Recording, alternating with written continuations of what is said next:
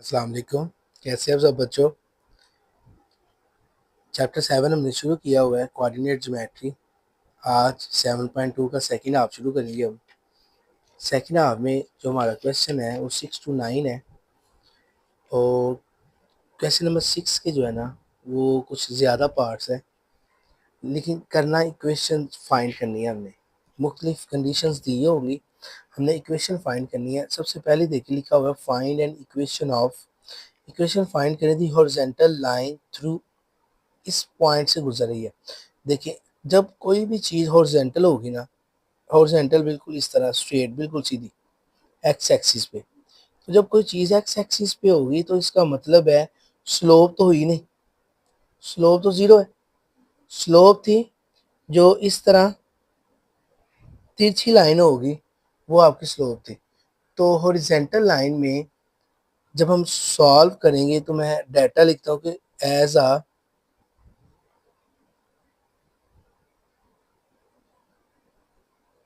Horizontal line slope M जो है equal to zero, और पॉइंट जो है वो दिया हुआ है 7 and -9 का। इसको x1 कह लो और इसको y1 कह लो। तो इक्वेशन निकालने का फार्मूला स्लोप इक्वेशन का, स्लोप टू पॉइंट का, यूजिंग पॉइंट स्लोप फॉर्म। यहाँ पे हम लिखेंगे यूजिंग पॉइंट स्लोप फॉर्म। वो है y minus y1 is equal to m x minus x1। y minus y1 की कीमत +9 हो गया, ठीक है। स्लोप ज़ीरो, x -7, ये इसने इसे मल्टीप्लाई किया तो y +9 is equal to zero. This is required line. इसके बाद इसका B part, the vertical line through -5 and 3। अब आप देखें, अगर कोई लाइन वर्टिकल है, ये ग्राफ है, ठीक है, और ये वर्टिकल लाइन है। वर्टिकल लाइन का मतलब है कि ये जी एक्स एक्सिस के ऊपर टच कर रही है, या इस तरफ हो सकती है या इस तरफ हो सकती है। एक्स एक्सिस के ऊपर टच कर रही है और चलती जा रही है, और पैरेलल है वाई एक्सिस को, और वाई एक्सिस से नहीं मिल रही, टच नहीं कर रही वाई एक्सिस को, इंटरसेक्ट नहीं कर रही। तो इसका मतलब कि वाई वाले जो कंपोनेंट है वो तो हो जाएंगे खत्म, x1 और ये y1। अगर वर्टिकल लाइन है, एक तो स्लोप नहीं है। सॉल्व जब करेंगे, देखिए एज आ वर्टिकल लाइन, स्लोप तो है नहीं, और वाई एक्सिस जो है वो भी खत्म हो गया। तो सिर्फ वाई एक्सिस खत्म हो गया, सिर्फ और सिर्फ आपके पास एक्स एक्सिस बचेगा, और वो ये वाला पॉइंट बचेगा। और मैं कहूँगा कि सो द इक्वेशन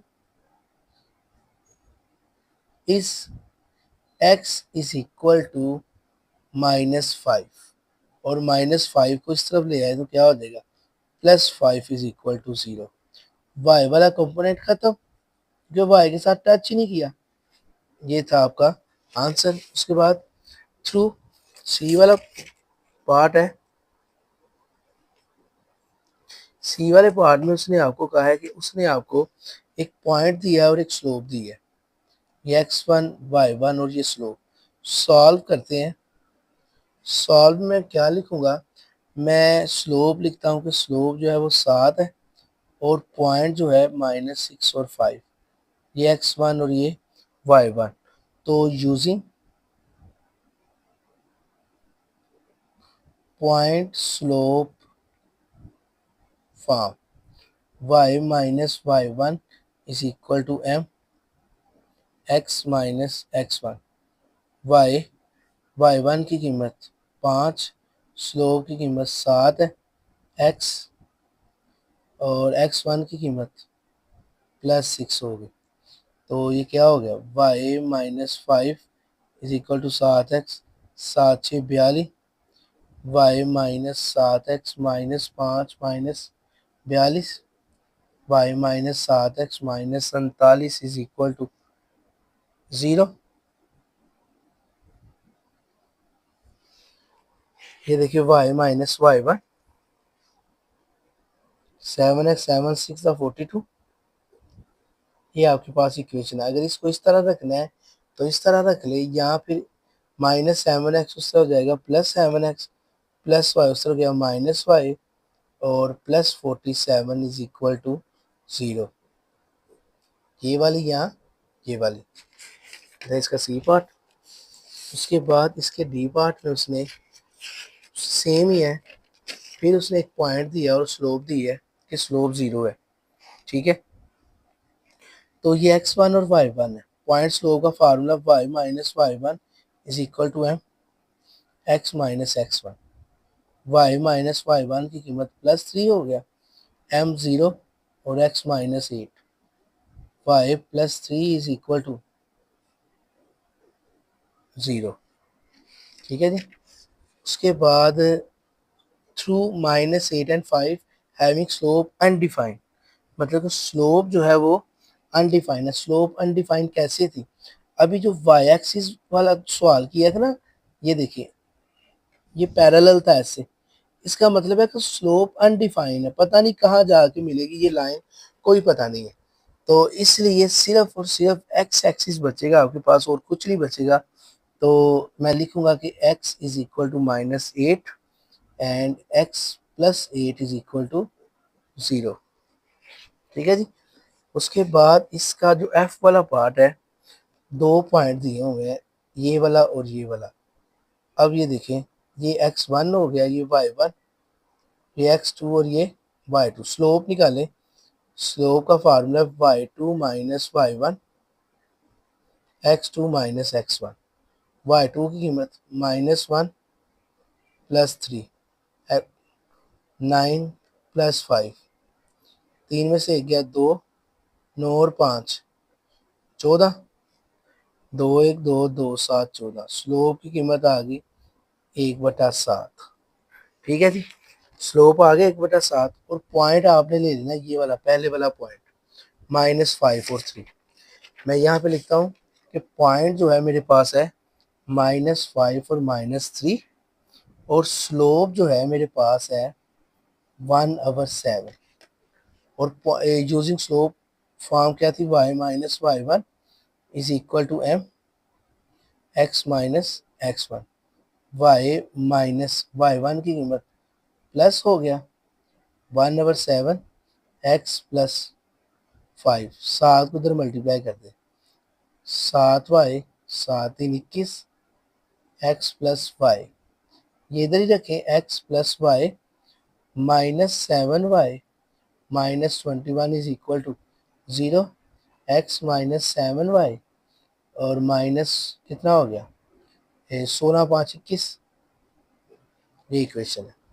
अब उसके बाद उसने कहा कि x इंटरसेप्ट -3 है और y इंटरसेप्ट जो है वो 4 है। इसका जो एक पार्ट है ना, जी वाला पार्ट है, वो मैंने लास्ट पे किया हुआ है।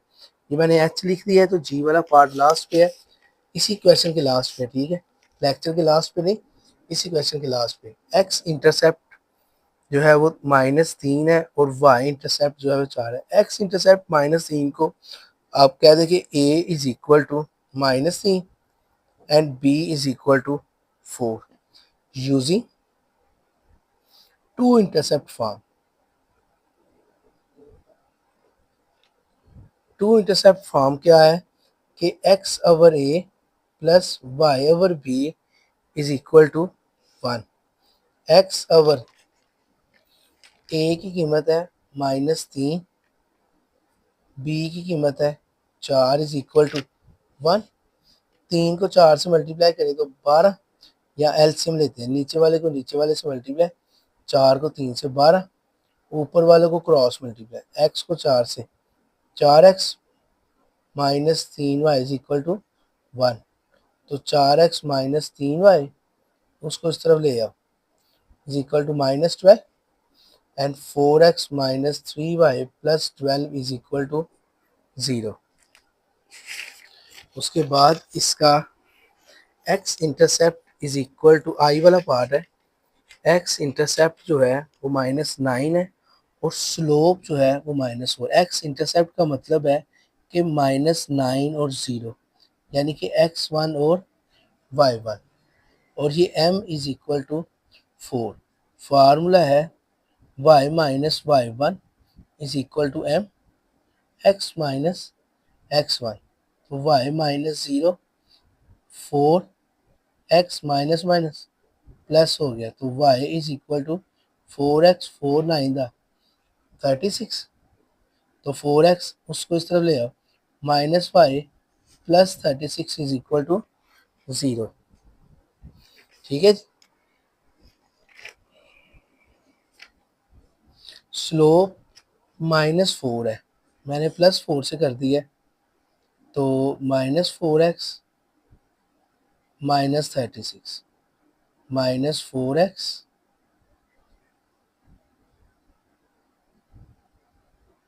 माइनस कॉमन निकाले तो अंदर वाले साइन चेंज हो जाते हैं। ठीक है, तो जब ये माइनस उस तरफ जाएगा तो ख़त्म हो जाएगा, ये क्वेश्चन है। उसके बाद जी वाला पार्ट, y इंटरसेप्ट -7 और स्लोप जो है वो -5 दी है। y इंटरसेप्ट जो है वो -7 है। इसको मैं इस तरह कह सकता हूँ कि y इंटरसेप्ट को ना मैं c कहता हूँ। c इज इक्वल टू -7 और m is equal to -5 using, यहाँ पे मैं स्लोप इंटरसेप्ट फॉर्म लेता हूँ। स्लोप इंटरसेप्ट फॉर्म वो है y is equal to mx plus सी।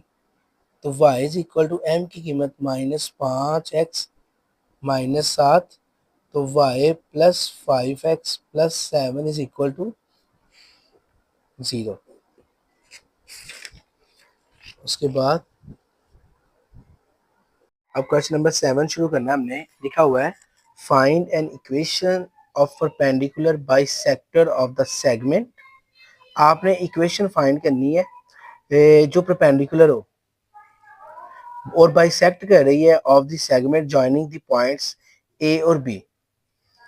सबसे पहले ये देखें, मेरे पास एक लाइन है ये वाली, ठीक है। कह रहा है कि एक दूसरी लाइन है जो इस तरह आ रही है, इसको बाइसेक्ट करिए और इसके पॉइंट ना ये वाले हैं ए, और इस पॉइंट को मैं नाम दे देता हूँ ये पॉइंट बी। ठीक है, अब पॉइंट स्लोप हमने इक्वेशन फाइंड करनी है जब वो परपेंडिकुलर हो, तो वो कैसे होगा ये देखिए। सबसे पहले मैं क्या करता हूँ, मैं स्लोप निकालता हूँ इस ए बी की, ए से बी की। स्लोप ऑफ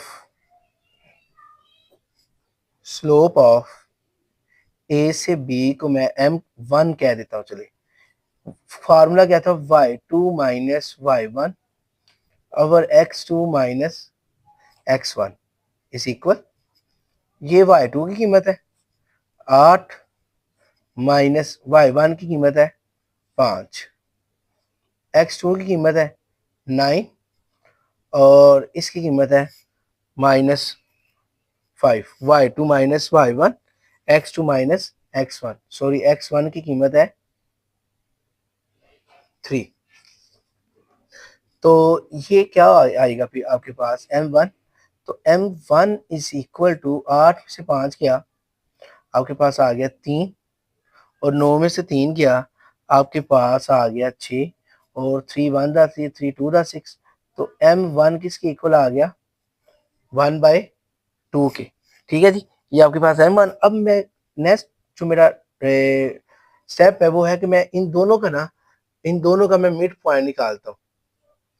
इन दोनों का मिड पॉइंट क्या होगा, ठीक है। तो लिखते हैं mid point of A B. Mid point कैसे था कि x1 plus x2/2 y1 plus y2/2। ठीक है, x1 plus x2/2 y1 plus y2/2। तो x1 की कीमत क्या है, x1 की कीमत जो है वो मेरे पास है 3। ठीक है, यहां से ये देखें, यहां से ये x1 है, ये y1 है, ये x2 है, ये y2 है।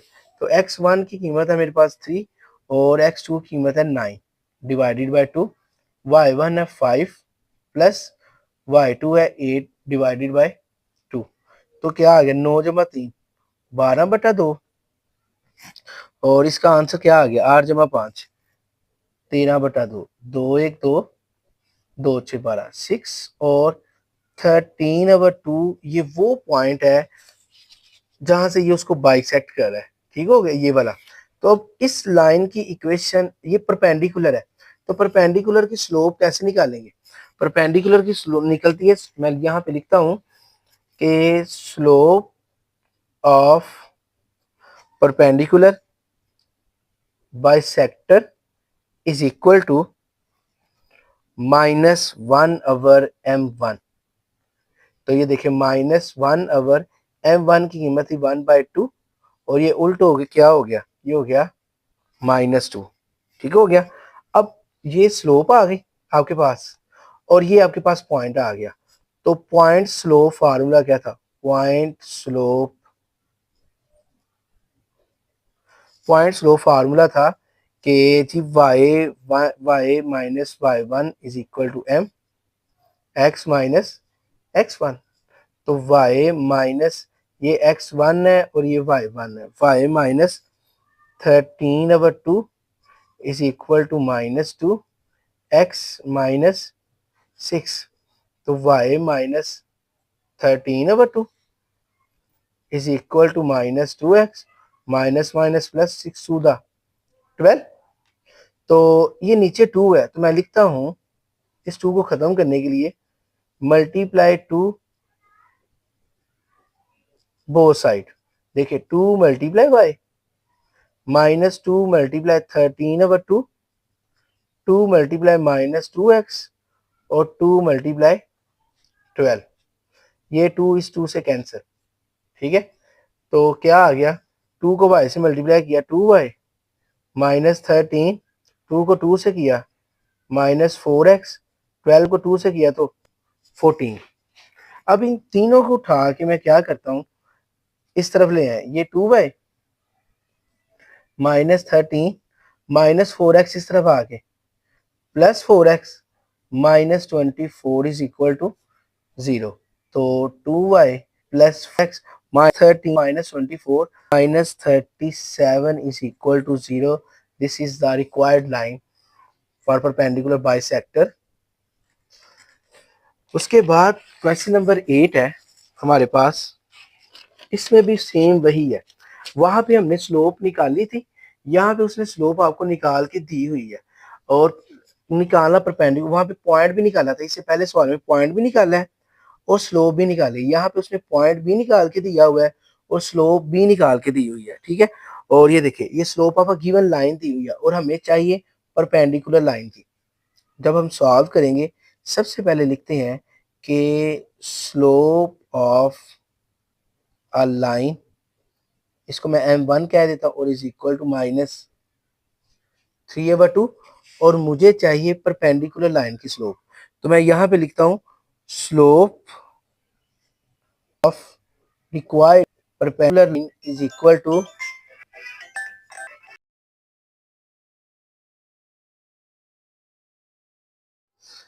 स्लोप ऑफ रिक्वायर्ड लाइन, जो परपेंडिकुलर लाइन है जिसकी हमने इक्वेशन बनानी है, वो क्या होगी कि जो भी उसने आपको स्लोप दी हुई है ना, इसका जो उल्ट होता है -1/m1, ये इसकी स्लोप होगी। अब देखिए -1/, स्लोप क्या है -3/2, माइनस माइनस से कैंसर, और अगर बटे के नीचे बटा हो तो ये उल्ट जाएगा ऐसे, तो ये हो जाएगा 2/3, और ये आपके पास क्या आ गया, ये आपके पास m आ गया। ठीक हो गया। अब पॉइंट स्लोप फार्मूला लगाते हैं। पॉइंट आपके पास जो है वो है -4 और -6, और स्लोप जो है वो आपके पास है 2/3। ठीक है जी, ये x1 है और ये y1 है, और इक्वेशन का फार्मूला था कि y minus y1 is equal to m x minus x1।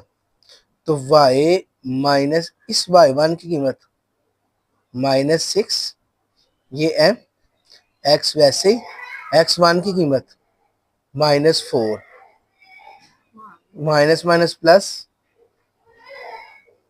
X minus minus plus 4, तो y plus 6 is equal to m की कीमत क्या है 2/3 और ये x प्लस 4।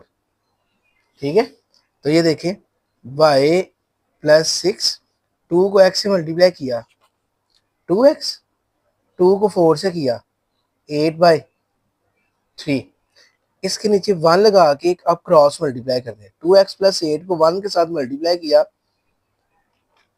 2x प्लस 8, ठीक है, इज इक्वल 3 को y से करो 3y, 3 को 6 से करो 18, तो 2x प्लस 8 माइनस 3y और माइनस 18 ये दोनों जो है इस तरफ आ गए और इज इक्वल टू 0। अब देखें ये लिखा 2x minus 3y plus 8 minus 18 minus 10 is equal to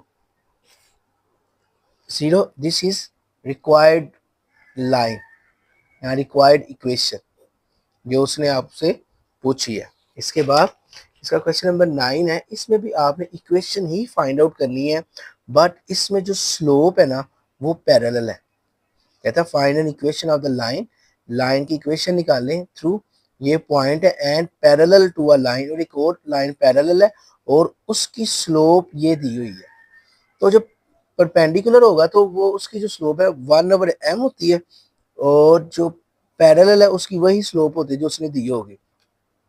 तो आपके पास स्लोप क्या होगी, स्लोप है आपके पास -24 और पॉइंट क्या है आपके पास, पॉइंट है आपके पास 11 और -5। इसको मैंने x1 कह दिया, इसको मैंने y1 कह दिया। पैरेलल में बटा नहीं आता, पैरेलल में जो है ना वो वैसी जो स्लोप होगी वही लगेगी आपके पास। तो इक्वेशन का क्या फार्मूला था, y minus y1 is equal to m x minus x1, तो y माइनस y1 की कीमत -5, m की कीमत -24, x की कीमत वैसे ही और x1 की कीमत 11। ये देखें y माइनस और माइनस +5, -24 को x से मल्टीप्लाई किया तो क्या आ गया -24x, और उसके बाद माइनस और माइनस क्या हो गया प्लस, और 24 को आप 11 से मल्टीप्लाई करें तो आंसर आएगा 264। अब उसके बाद ये देखिए y +5 -24 इस तरफ आके +24 x और +264 इस तरफ आगे -264 इज इक्वल टू 0। ठीक है जी, अब y +24 x और -264 +5 ये हो गया -259 is equal to 0। This is required equation जो उसने आपसे मांगी हुई है। ये था हमारा क्वेश्चन नंबर 9। इसके बाद हमारा क्वेश्चन नंबर 10 है। 10 की जो है वो जी 3 पार्ट है हमारे पास और इसमें हमने 3 चीज़ें ही फाइंड आउट करनी है। ठीक है, 10 के 3 पार्ट है और 3 चीज़ें ही फाइंड आउट करेंगे। उसने कहा convert each of the following equation, नीचे जितनी भी इक्वेशन दी होगी आपने उसको बदलना है। सबसे पहले स्लोप इंटरसेप्ट फॉर्म में, ठीक है, फिर उसके बाद टू इंटरसेप्ट फॉर्म में, उसके बाद नॉर्मल फॉर्म में। ठीक है, 3 है, तीनों में बदलेंगे और फर्स्ट जो पार्ट है उसका उसने दिया हुआ 2x minus 4y plus 11 is equal to 0। अब हम इसको सॉल्व करते हैं। Solve 2x minus 4y plus 11 is equal to 0।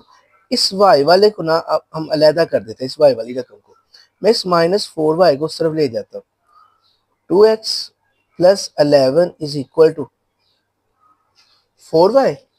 अब आप देखें ये लिखा 4y is equal to 2x plus 11।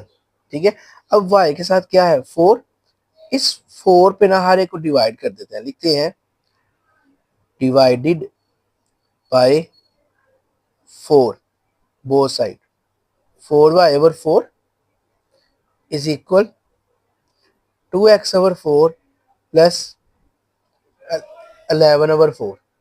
ये 4 से cancel. y is equal to 1/2 to 2/4 1/2x plus 11/4। और ये जो है आपकी ये स्लोप इंटरसेप्ट फॉर्म है। आपकी स्लोप इंटरसेप्ट फॉर्म क्या है?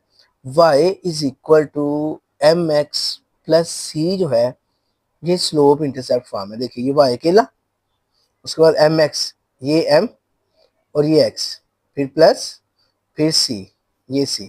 तो दिस इज, ये है आपके पास स्लोप इंटरसेप्ट फॉर्म। उसके बाद इसका सेकंड पार्ट करते हैं, दोबारा लिखते हैं 2x minus 4y plus 11 is equal to 0।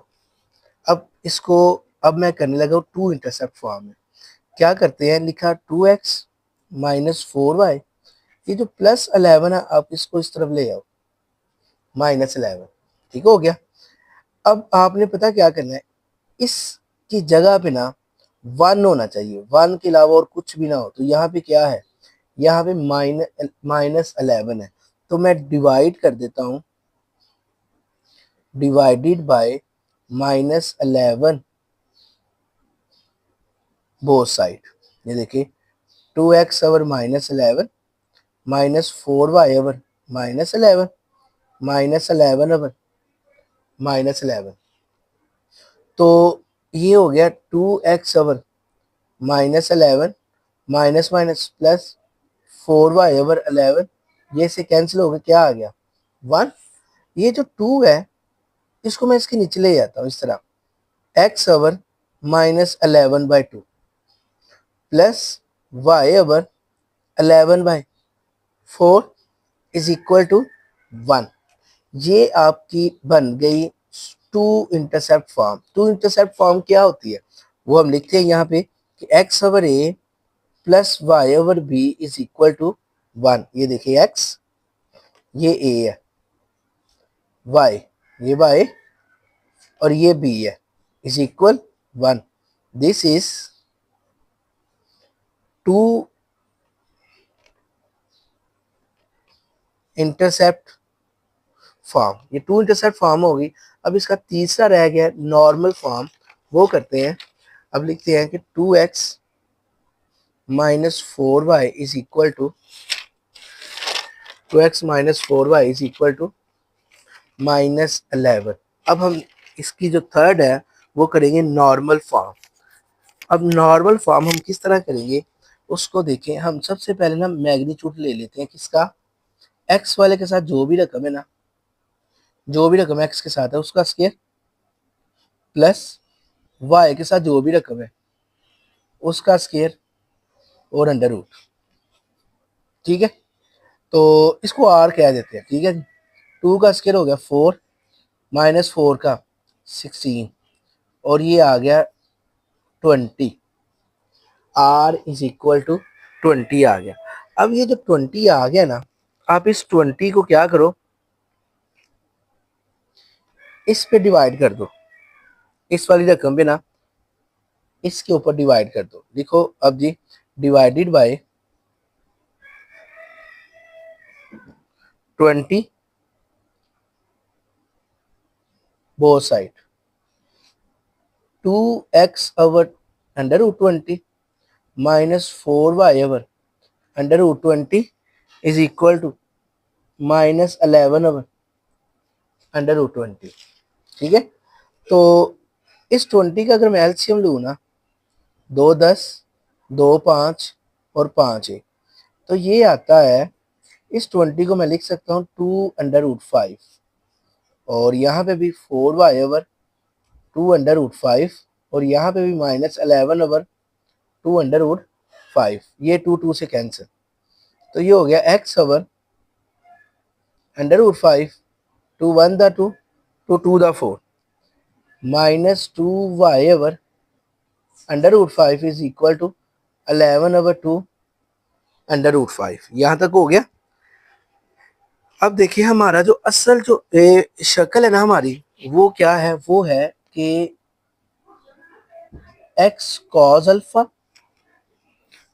Plus y sine alpha is equal to r. ये हमारी ना नॉर्मल फॉर्म है जो उसने हमें कहा हुआ है कि ये फाइंड आउट करनी है। तो अब मेरे पास इस अल्फा की कीमत नहीं है, मेरे पास इसकी भी कीमत नहीं है। तो अब हम क्या करते हैं, ये भी आपके पास क्या आया था, एक्स ओवर अंडर रूट 5। तो इसको मैं इस तरह लिख लूँ, इस चीज़ को देखिएगा, मैं लिखता हूँ एक्स और साथ मैंने लिखा 1/√5 माइनस वाई, और मैंने लिखा यहाँ पे प्लस करें, ठीक है, तो -2/√5, ठीक है, इज इक्वल 11/2/5। अगर मैं इसको इसके साथ कंपेयर करूँ ना, एक्स एक्स के इक्वल है और कॉज अल्फा किसकी इक्वल है, कॉज अल्फा इक्वल है 1/√5, और साइन अल्फा किसकी इक्वल है, sine alpha is equal to -2/√5। ठीक है, तो ये अल्फा कॉज अल्फा की कीमत आ गई और ये जी साइन अल्फा की कीमत आ गई। ठीक है, अब ये देखिए, मैं लिखता हूँ कि टेन अल्फा जो है ना वो बराबर होता है sine alpha over cos alpha के, ऐसे ही है। तो tan alpha is equal to sine alpha की कीमत -2/√5 और कॉज अल्फा की कीमत 1/√5। ये इससे कैंसिल हो गया, ठीक हो गया। तो टेन अल्फा किसकी इक्वल आ गया, tan alpha is equal to -2। Alpha को ना उस तरफ ले जाइए आप, टेन को, sorry, alpha is equal to tan inverse -2। जब आप इसका टेन इनवर्स लेंगे ना तो आंसर आएगा 63.43 डिग्री। ये आपके पास क्या आ गया, अल्फा आ गया 63.43 डिग्री। टोटल एंगल हमें पता है 180 होता है, तो हम क्या करते हैं कि 180 डिग्री माइनस 63.43 डिग्री, तो आपके पास अल्फा जो है वो आ जाएगा 116.57। ये अल्फा की कीमत आ गई। अब इसकी कीमत जो है हम अपनी इक्वेशन में रखते हैं, जो मेरे पास इक्वेशन थी ये वाली, ठीक है। इसके बाद यहाँ से मैं यहाँ पे आया, मैं लिखता हूँ कि x cos alpha plus y sine alpha is equal to r.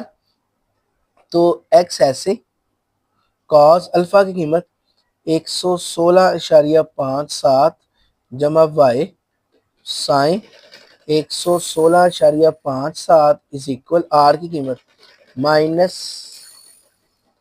ये आर की -11/2/√5। ये जो है हमारा नॉर्मल फॉर्म हो गया, ठीक हो गया। इसके बाद इसका सेकंड वाला पार्ट है, ये होगा फर्स्ट पार्ट। इसके बाद इसका सेकंड पार्ट जो हम लिखने लगे हैं वो है कि 4x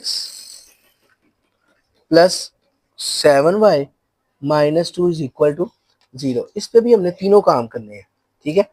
तो सॉल्व, ये देखिएगा, लिखा मैंने 4x plus 7y -2 is equal to 0, 7y -4x plus 2, इसको इस तरफ और इसको इस तरफ, ठीक हो गया। अब y को अकेला करना है, क्या करते हैं, y पे डिवाइड कर देते हैं, -4x ओवर, सॉरी, 7 पे डिवाइड करते हैं, 7 प्लस 2/7, 7 7 से कैंसिल हो गया, y is equal to -4/7x plus 2/7। ये आपके पास जो है वो आपके पास आ गई slope intercept, slope intercept form. अब दोबारा से लिखते हैं 4x plus 7y -2 is equal to 0। अब क्या करेंगे, इस -2 को उस तरफ ले जाए, 4x plus 7y is equal to 2, 2 पे डिवाइड कर देते हैं, 4x/2 प्लस 7y/2, 2/2, 2 2 से कैंसिल, 2 1 दा 2, 2 2 दा 4, क्या आंसर आ गया, 2x plus 7y/2 is equal to 1। अब देखिए मैं लिखा x is equal to 1/2 plus y/2/7 is equal to 1। तो ये जो है आपके पास आ गई टू इंटरसेप्ट फॉर्म। इसके बाद दोबारा मैं इसमें ज़्यादा डिटेल में नहीं जा रहा क्योंकि क्वेश्चन नंबर 1 में हम ज़्यादा डिटेल में गए थे, इसलिए मैं इसको बस सॉल्व करके आपको बता रहा हूँ। 4x plus 7y/2 is equal to 0। 4x plus 7y is equal to 2। अब मैग्नीट्यूड ले लेते हैं, x का लेंगे मैग्नीट्यूड, 4 का स्क्वायर प्लस 7 का स्क्वायर और अंडर रूट 16 प्लस 49, 16 प्लस 49 आ गया। और इसको अगर आप प्लस करें तो आंसर आता है 65। ठीक है जी, आंसर जो वो आ गया 65। अब क्या कहते हैं 65 को ना हम अपने इस क्वेश्चन पे जो उसने दिया हुआ है इस पे डिवाइड कर देते हैं, डिवाइडेड बाय 65। तो वो आएगा कि 4x/√65 plus 7y/65 is equal to 2/65। ठीक है, तो इस 4 को मैं क्या करूंगा, मैं इस 4 को ना मैं इस तरह लिखता हूँ, x 4/√65 plus y 7/65 is equal 2/65। अगर मैं इसको कंपेयर करूं, कंपेयर किससे करूंगा, x cos alpha plus y sin alpha is equal to r से। इसे कंपेयर करते हैं तो आपके पास cos अल्फा की कीमत क्या आएगी, cos अल्फा आएगा 4/√65 और sin अल्फा आएगा 7/√65। ठीक है, तो tan अल्फा की कीमत है sin alpha over cos alpha, sin alpha कीमत 7/√65 और 4/√ ये इसे कैंसिल, 7/4 tan अल्फा, tan को उस तरफ ले जाओ, alpha is equal to tan inverse 7/4। Alpha की कीमत क्या आ गई, tan इनवर्स 7/4 और ये जो है आपके पास आएगा 60.26 डिग्री। ठीक है जी, ये अल्फा कीमत आ गई। अब हमने उसमें से 180 क्यों माइनस किया था, क्योंकि tan इनवर्स ना माइनस में आ रहा था, यहाँ भी माइनस है इस वजह से। तो अब इस अल्फा कीमत हम अपनी नॉर्मल फॉर्म में रखते हैं, x cos alpha plus y sin alpha is equal to r। x cos alpha की कीमत 60.26, y sin अल्फा की कीमत 60.26 इज इक्वल टू, और r की कीमत है वो है 2/√65। ये थे आपका पार्ट 2। इसके बाद आपका लास्ट पार्ट जो है पार्ट 3 जो है उसमें उसने आपको कहा है कि 15y minus 8x plus 3 is equal to 0। ये देखें 15y इज इक्वल -8 उस तरफ जाके प्लस 8x माइनस ही हो गया। अब 15 पे डिवाइड कर देते हैं, 15y/15 8x/15 और -3/15, 15 से cancel, y is equal to 8/15x -1/5। ये आपके पास आ गई स्लोप इंटरसेप्ट फॉर्म। ठीक है जी, अब दोबारा लिखते हैं question, 15y minus 8x plus 3 is equal to 0। ये देखिए मैंने लिखा -8x प्लस 15y प्लस 3, उस तरह जाकर क्या हो गया, इसको पहले लिख लिया, इसको बाद में लिखा। ठीक है, तो अब क्या करते हैं, -3 पे डिवाइड कर देते हैं,